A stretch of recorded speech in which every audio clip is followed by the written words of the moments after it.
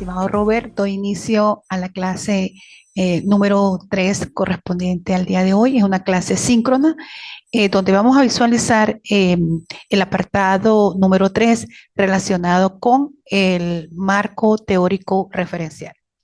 Antes de iniciar esta clase, quiero felicitar a usted, Robert, por el amplio y arduo trabajo que hizo con respecto a la asignación número 1, a la asignación número 2 y por supuesto esa estructuración y reorganización de los temas correspondientes al seminario de investigación doctoral en el apartado número 2 que se llama experticia teórica.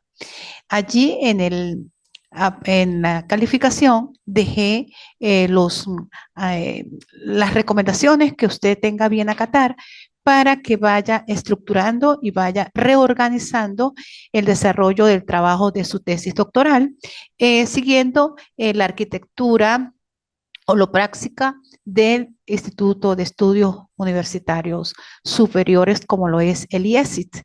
Entonces, es para que toda esa estructura, todo ese desarrollo que usted ya ha desarrollado en su tesis doctoral, pueda sistematizarlo, pueda reorganizarlo de acuerdo a la estructura que recomienda el IESIT. Entonces, por lo demás, me parece que muy claro en cuanto a las teorías que usted ha trabajado en ese tema, como lo es el desarrollo del modelo de Chrysler automotriz en la zona fronteriza. Entonces, pues quería decirle que tiene un buen trabajo, solo le queda hacer unos reacomodos, una reestructuración, siguiendo los apartados que se establecen acá en el aula que está acá. Voy a compartir pantalla para que usted pueda visualizar. Entonces, en este apartado de los aspectos conceptuales, usted puede conseguir, que nosotros lo llamamos, está acá como material didáctico, está acá, se llama arquitectura de la tesis doctoral. Esa arquitectura de la tesis doctoral está la estructura que usted puede trabajar, la manera como usted va a estructurar el desarrollo de su trabajo. Ok, entonces acá es donde está, puede en su tiempo de trabajo autónomo, de autoaprendizaje, puede revisar este material para que siga reorganizando, para que siga reestructurando su trabajo de tesis doctoral de acuerdo con cómo lo recomienda el IESIT. ¿Ok? Y bueno, acá pues dejé el material que vamos a trabajar en el día de hoy, que son las teorías de entradas, que pues quería hoy hacer una referencia. También voy a trabajar las bases teóricas y acá lo va a conseguir en este apartado del material didáctico. De igual manera vas a conseguir las láminas también relacionadas con las bases teóricas. Entonces, bueno, voy a compartir el material del día de hoy que corresponde a las teorías de entrada. De igual manera, bueno, ya usted las tiene bien eh, estructuradas en el desarrollo de su trabajo de tesis doctoral. Pero sí quería hacer mención sobre cómo o en qué consisten algunas conceptualizaciones relacionadas con este apartado, que usted debe titularlo experticia teórica para que siga estas recomendaciones. Entonces, ahora bien, cuando nosotros hablamos, y como usted muy bien lo describe, esa teoría relacionada con el Chrysler automotriz, no es más sino todo ese conjunto de enunciados que van a estar, que son concatenados, que están interrelacionados y que se definen, que describen, que están relacionados y que explican cada uno de esos aspectos, cada uno de esos constructos o unidades de análisis que están reflejadas tanto en el planteamiento del problema como en los objetivos que usted ya ha redactado. Entonces, ¿qué son las teorías de entrada o como nosotros otros autores lo llaman teorías bases? No son más sino un marco de referencia de ese conocimiento que nos ayuda a nosotros como investigadores a guiar ese proceso de investigación. Y por supuesto, pues cuando usted sigue revisando para ver con qué teoría se relaciona su objeto de estudio, su trabajo de tesis doctoral, usted va a conseguir allí algunas teorías que son descriptivas, otras que son explicativas, otras que son muy predictivas y otras que son correlacionales. Entonces, pues esa descriptiva no es más sino que van a describir y van a interpretar, usted las va a interpretar de acuerdo con su objeto de estudio. Las explicativas, pues bueno, se basan en esos fenómenos, en esos factores que nos permitan nosotros como investigadores identificando las causas que producen con respecto a ese objeto de estudio. Y las predictivas, pues, que nos permiten a nosotros ver un comportamiento de ese fenómeno a futuro. Y las correlacionales, o que también yo las llamo asociativas, pues aquellas que permiten establecer alguna correlación entre dos o más variables de acuerdo con el objeto de estudio. Acá quise citar un autor que me gusta mucho, como él menciona o define, pues, las teorías de base, como las llama, no es más sino, pues, todo ese conjunto de conceptos, de proposiciones, de explicaciones que nos permite a nosotros relacionar y estudiar e interpretar un fenómeno que está en estudio. Y por supuesto acá coloqué algunas definiciones de algunos investigadores, pues, también que han trabajado las teorías de entrada o las teorías base con respecto a un procedimiento, a una investigación científica, como lo es Carlos Sabino, como lo es Mario Bunge, como lo es Strauss y Corbin, y como lo es Glaser y Strauss. Entonces, esas teorías que son conceptos que nosotros, por supuesto, las tenemos que manejar muy bien para poder explicar ese fenómeno o para poder explicar ese objeto de estudio con el que estamos estudiando. ¿Por qué? Porque esas teorías, pues, se extraen o se desarrollan a partir de datos que nosotros ya hemos recolectado y que nos permite establecer esa relación, esa conexión con el objeto de estudio, a partir de experiencias, a partir también de la intuición que tengamos con investigadores o también de todos esos conocimientos previos que nos hemos formado, hemos adquirido en, en un proceso de investigación. Y también, por supuesto, que esas teorías de entrada nos ayudan a nosotros a desarrollar nuevas teorías, porque de eso se trata una tesis doctoral, generar y construir conocimiento. Y por supuesto, pues hay teorías que pueden ser verificadas, hay otras teorías que nos permiten a nosotros tanto contrastar como establecer una coincidencia de acuerdo con los hallazgos que hayamos encontrado. Y nos permite también a nosotros comparar, nos permite a nosotros percibir, nos permite a nosotros precisar y nos permite a nosotros establecer algunas formulaciones teóricas que nos dan diversas alternativas con respecto a ese objeto de estudio. Acá pues quise hacer un mapa, un esquema, pues, con respecto a lo que es la teoría de entrada, que es la que nos permite a nosotros generar conocimiento a través de un concepto, un conjunto de conceptos, unas ideas, algunas proposiciones que son para nosotros ese marco de referencia, que le da sentido, que le da significado a ese objeto de estudio. Es decir, nos sirve a nosotros como para proporcionar un lente, una visión que permite analizar y que nos permite a nosotros interpretar los resultados y que nos vamos a sustentar en esa teoría, siguiendo, por supuesto, los autores que han trabajado en función de la teoría que hemos relacionado con ese objeto de estudio. Entonces, las teorías pues nos orientan a nosotros para tratar de comprender en profundidad ese fenómeno que estamos estudiando. Y por eso algunos autores las llaman teoría base. Cuando se establece alguna relación con esas unidades de análisis, con esos conceptos, con esos constructos que nosotros extraemos de ese tesis doctoral, perdón, de ese tema, no, de ese tema de investigación, nos permite a nosotros hacer una buena selección, nos permite a nosotros estudiar ese fenómeno un poco a profundidad y, por supuesto, establecer un marco adecuado para comprenderlo y para adaptarlo de acuerdo con los hallazgos que hemos, para estudiarlo, perdón, de acuerdo con los hallazgos que hemos recopilado. Entonces, la elección de la teoría pues depende de ese enfoque metodológico, es decir, que va de la mano con el método, de acuerdo con el enfoque que le hemos dado a la investigación, si le hemos dado un enfoque cualitativo o si le hemos dado un enfoque cuantitativo o hemos trabajado con los dos enfoques que se vayan a utilizar.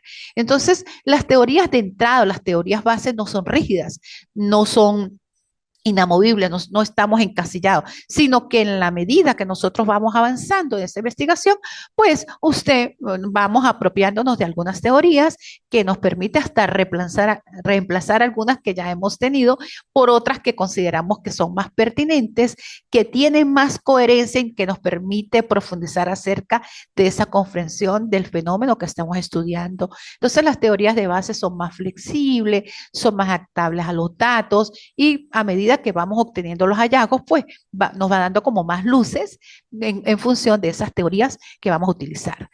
Acá pues les dejo algunos ejemplos con respecto, relacionando qué es lo que son las teorías culturales, qué son las teorías de reproducción social y cuándo se utilizan de acuerdo con algunos temas. Entonces, es importante saber y apropiarnos el lugar en la investigación. Si estamos trabajando, acá lo cito como una investigación cualitativa, pues tenemos que tener claro cuál es el objeto de estudio, cuál es el tema central que yo quiero estudiar y que yo quiero recopilar, porque la teoría no solamente se usa para verificar o para refutar alguna hipótesis, sino como lo he venido diciendo, las teorías base, las teorías de entrada nos permiten a nosotros recolectar y analizar los datos para interpretar, para sustentar teóricamente en los hallazgos que hemos recopilado. También nos sirve para formular hipótesis, para corroborar o verificar, para generar algunas explicaciones que son plausibles de ese fenómeno. Entonces, ¿qué nos proporciona a nosotros las teorías base? Nos proporciona a nosotros un marco de referencia que nos permite comprender ese significado que le da sentido a esos hallazgos que hemos conseguido. Así lo plantea Strauss y Corbe. También, pues quería sobre todo en el caso suyo, que va a trabajar un modelo con respecto al desarrollo de Chrysler Automotriz en la zona transfronteriza, pues va a ser un modelo. ¿Y qué es un modelo? No son más sino representaciones muy simplificadas de ese objeto que es de su interés y que tiene esa función de facilitar el tratamiento para seguir estudiando un fenómeno que estamos representando y que vamos a hacer un aporte tanto a la ciencia como a la sociedad. Entonces, un modelo no es más que una representación de un objetivo, de un referente, de un constructo, de un objeto de estudio, porque los referentes pueden ser representados a través de modelos, por supuesto, desde ese conjunto de agrupaciones, de organizaciones, como usted lo quiso estudiar desde las organizaciones como son la empresa automotriz, pero desde la zona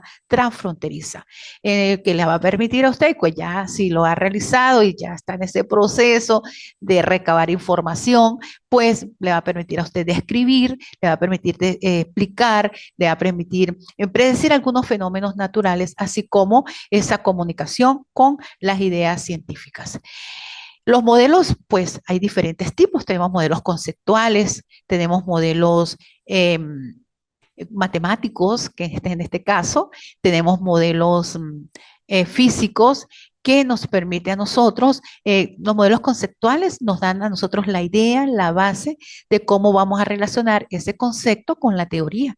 Los modelos matemáticos nos permiten a nosotros elaborar algunas ecuaciones haciendo uso de toda esa simbología y establecer esas relaciones entre las distintas variables que nos permite estudiar ese fenómeno. Y los modelos físicos que nos permiten a nosotros pues representar a escala el fenómeno que vamos a estudiar. Entonces, bueno, hay diferentes modelos que nosotros podemos trabajar con respecto a una temática. Se distinguen, como ya lo vimos, diferentes modelos. Existe aquí un conjunto de un bagaje de información referido a algunos investigadores, cómo definen ese modelo.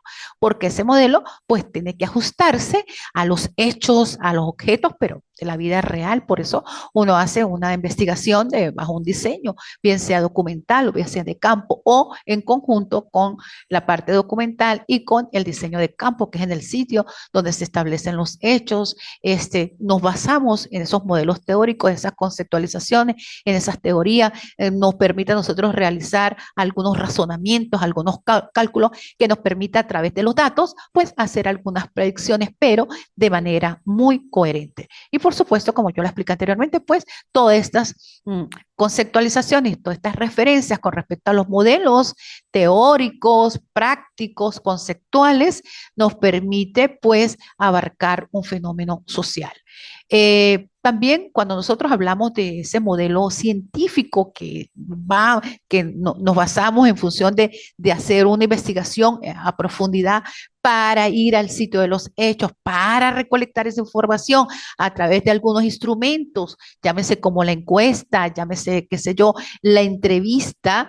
Entonces, esos modelos va a ser un puente que nos permite a nosotros conectar la teoría científica con ese fenómeno que vamos a estudiar. ¿Por qué? Porque nos ayuda a ir desarrollando en función de esos hallazgos, pues teorías de esos datos y que nos permite a nosotros ponernos en relación con el mundo natural, que nos va a servir como un aporte tanto a la ciencia como a la sociedad. Entonces, bueno, acá algunos investigadores plantean que un modelo no es más sino un puente que nos permite conectar esa teoría científica, esos fundamentos científicos que nos ayuda a desarrollar la teoría desde los datos y nos pone en relación con un mundo real, con un mundo natural. Eso con respecto a la teoría base. Pero también quería con usted compartir eh, eh, algunos, alguna información referente a las bases teóricas, que también la vi reflejada en la actividad que usted incorporó en el apartado número 2. Y que por supuesto, pues allí le hice algunas observaciones cuando entregó la primera actividad, pero ya en la segunda actividad, pues usted lo tiene de una manera muy, pero muy sistematizada y muy organizada. ¿Por qué? Porque siguiendo la estructura de la arquitectura holopráctica o del manual de este instituto, pues usted tiene que acatar cuáles son los subtítulos que debe colocar allí. Inclusive esa observación se la escribí allí en las recomendaciones. Entonces, bueno, por eso hoy en esta clase quería hablarle de las bases teóricas, ¿sí? Luego ya la siguiente semana, pues ya usted allí en este apartado incluyó las bases legales. Y por supuesto también está reflejado esa sistematización de las variables o unidades de análisis. En la lectura que hice con respecto a esta actividad se ve muy bien reflejada esas teorías base que le va a dar sustento y que le va a dar consistencia a ese problema de investigación. También pude ver cómo la tiene estructurada, vi los antecedentes que por supuesto son muy pertinentes con el objeto de estudio que usted está trabajando, se pudo visualizar la relación y el aporte que hace ese antecedente o ese estudio previo a su tema de investigación relacionado con el desarrollo del modelo Chrysler, perdón, automotriz en la zona fronteriza. Entonces, bueno, esa revisión que usted hizo, pues fue una revisión bastante profunda, se nota, con las teorías que usted fundamentó, que le sirvieron de sustento para ir construyendo, para ir avanzando con respecto a los principales conceptos que identifican y que se relacionan con ese objeto de estudio. Entonces, la revisión de todas esas fuentes que usted hizo allí, que vi en sus referencias, son algunas impresas, son algunas electrónicas y, por supuesto, pues los testimonios que usted obtuvo en función de esa encuesta que aplicó, le va a servir para darle sustento y para darle esa consistencia, esa calidad a a esa construcción de conocimiento con respecto al problema de investigación. Eso le va a dar más rigurosidad científica. Entonces, pues, por eso aquí quise mencionar cuáles son, por qué menciono, por qué nosotros tenemos que fundamentar con un sentido grande de pertinencia y ser muy selectivo en cuanto a la construcción de las bases teóricas. ¿Cuál es la importancia de esas bases teóricas y cuáles son los criterios que nosotros debemos seguir para fundamentar en la teoría que nos va a servir de apoyo para el análisis de los datos e interpretación de los resultados en el capítulo 4? Entonces, porque la base va a ser la base, va a ser el fundamento, las bases teóricas lo que da como lo dice acá el diccionario, son los que cultiva esa parte teórica tanto de una ciencia como de un arte. Entonces, es muy importante que las bases teóricas sean muy pertinentes y estén muy bien relacionadas con respecto al objeto de estudio, que realmente esas unidades de análisis o esas variables tengan una buena fundamentación teórica, porque es eso lo que nos ayuda a nosotros o lo que apoyar y a cultivar la parte teórica de la ciencia, pero desde diferentes aristas, desde diferentes puntos de vista. Y por eso es que una conceptualización la visualizamos desde algunos autores que han trabajado ese objeto de estudio. ¿Para qué? Para sustentar y para darle más consistencia, para darle más credibilidad a ese objeto de estudio, a ese fenómeno o hecho que estamos estudiando. Por eso las bases teóricas tenemos que tener claro que son conceptos, que son proposiciones, que son teorías que nos permiten a nosotros, que nos permiten explicar, nos permiten analizar ese problema, ese objeto de estudio de una manera amplia y conforman pues los diferentes puntos de vista o diferentes enfoques que son adoptados o que nos permitan a nosotros explicar y sustentar ese problema de investigación. Aquí pues hago algunas conceptualizaciones, por ejemplo, Varas 2010, Arias 2006, Bavaresco 2006, cómo ellos definen las bases teóricas, ¿sí? Que no es más sino la base o el fundamento, el apoyo principal de ese problema y que dentro de esos conceptos, dentro de esas proposiciones, nosotros como investigadores vamos a ir explicando, vamos a ir desarrollando los aspectos más significativos de ese objeto de estudio con respecto al problema y lo vamos enlazando con respecto a la teoría, a la práctica y al proceso de investigación. Y por supuesto, pues acá usted ya en su tiempo de trabajo autónomo puede revisar esta conceptualización. ¿Cuál es la importancia de las bases teóricas? Primero, porque si nosotros no tenemos buenos conceptos bien definidos, fundamentados, de acuerdo con cada unidad de análisis o categorías, pues no podemos construir una buena plataforma sobre la cual nos vamos a fundamentar para realizar ese análisis de resultados. Ajá, porque después que nosotros aplicamos los instrumentos, llámese la encuesta o llámese la entrevista, ¿cómo vamos a fundamentar esos hallazgos que hemos conseguido? ¿Cómo lo vamos a fundamentar para darle cientificidad, para darle validez, para darle confiabilidad a esos datos? Entonces hay que presentar siempre en ese apartado esa estructura sobre la cual hemos diseñado, cuáles son los elementos, cuáles son los constructos, cuáles son las unidades de análisis que vamos a tomar en cuenta. Y eso nos permite a nosotros como investigadores establecer esa estrecha relación entre la teoría y ese proceso de investigación de acuerdo con la realidad, de acuerdo con el entorno que estamos trabajando. Entonces, las bases teóricas es indicar cuáles son las teorías que van a servir de pauta, que van a servir de fundamento para comprender ese fenómeno social que estamos trabajando. Y por eso es que presentamos esa serie de proposiciones, de unidades de análisis como un cuerpo unitario de definiciones, por supuesto, ir relacionando con el tema central de nosotros. ¿Para qué? Para ir sistematizando, para ir estructurando y para ir clasificando y siempre relacionándola con ese objeto de estudio.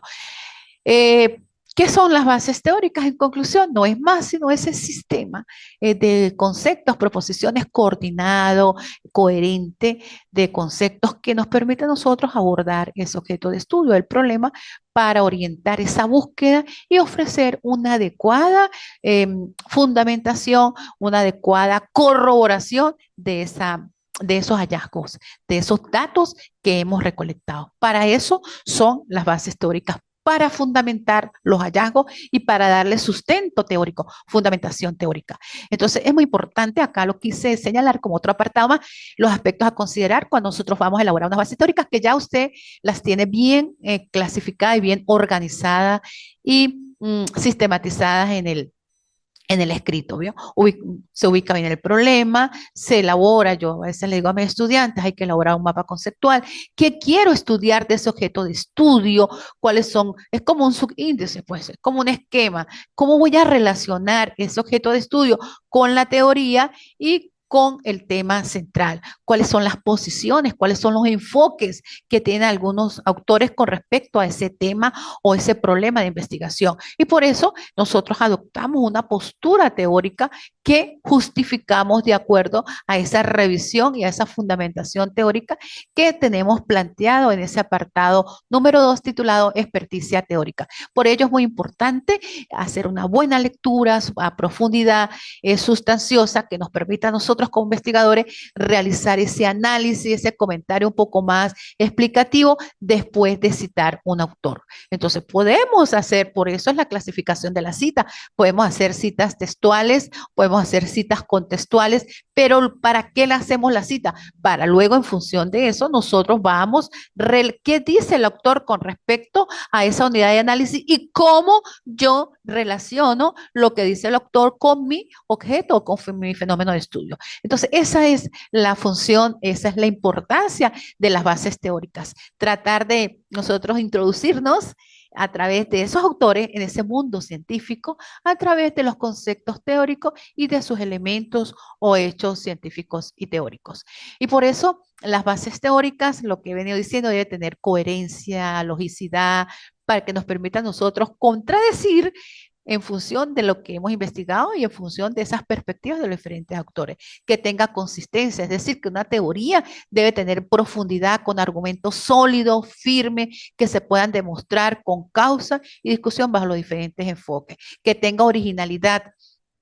La teoría de buscar renovar la ciencia con nuevas discusiones, nuevas alternativas, ¿sí? Que tenga objetividad, ¿sí? Esa teoría científica debe presentarse de una manera bien objetiva, bien precisa, que se pueda verificar, que se pueda observar y que se pueda contrastar y que eso le dé calidad a ese proceso de investigación. Y esa intersubjetividad, que no es más sino que esa teoría entre algunas opiniones, sea aceptada, sea apoyada por otros investigadores que han compartido esa comunidad científica y que sean de reconocida medio académico. Entonces ahora acá pues le dejo cuáles son algunas recomendaciones que se deben tener en cuenta cuando se utilizan las citas parafraseadas, que ya usted lo hizo muy bien allí solamente en la actividad que me entregó.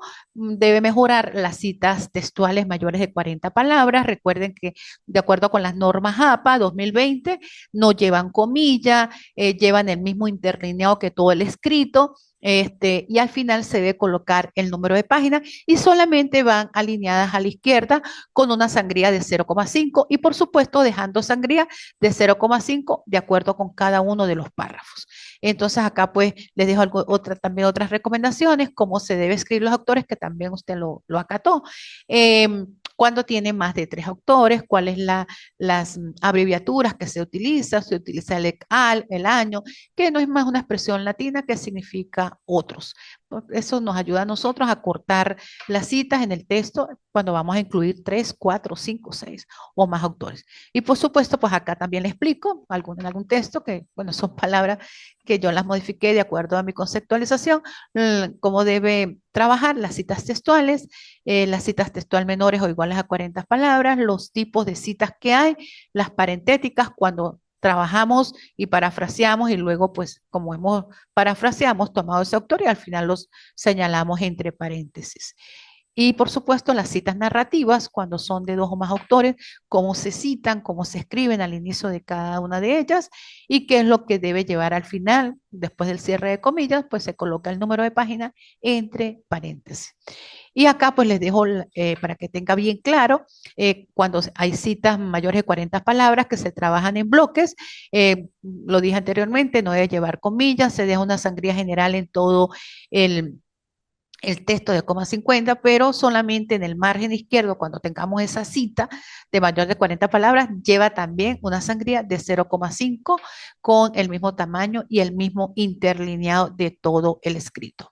Bueno, esto es para que ustedes tengan algunas recomendaciones que quise compartir con ustedes acá, algunos criterios para darle redacción y para darle buen estilo a trabajo de tesis doctoral, como lo es redactar en tercera persona, que por allí algunos, siempre uno se menciona, ¿no? Y realizamos, hicimos, recuerda que se redacta siempre en tercera persona del singular. Entonces, bueno, por allí le hice algunas recomendaciones que ese documento se lo voy a hacer llegar a través de su correo electrónico para que verifique cuáles fueron los arreglos o recomendaciones que le hice allí en los comentarios al lado derecho.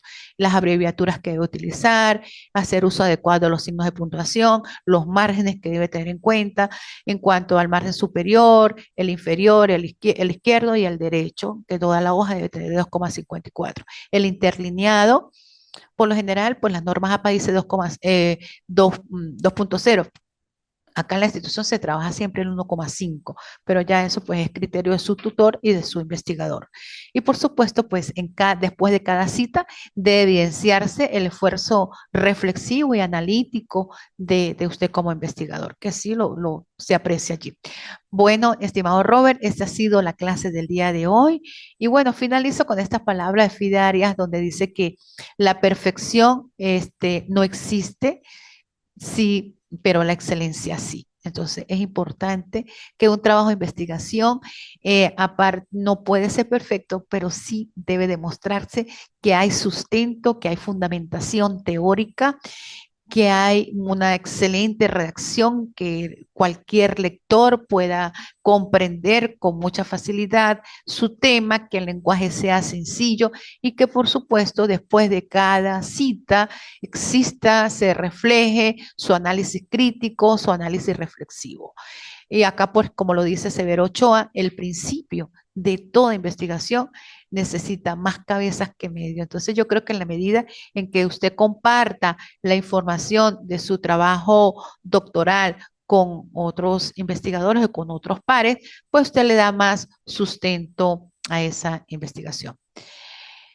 Bueno, estimado Robert, este ha sido la clase del día de hoy. Muchísimas gracias por la participación. Muchas gracias por haber asistido. Que tenga un excelente fin de semana.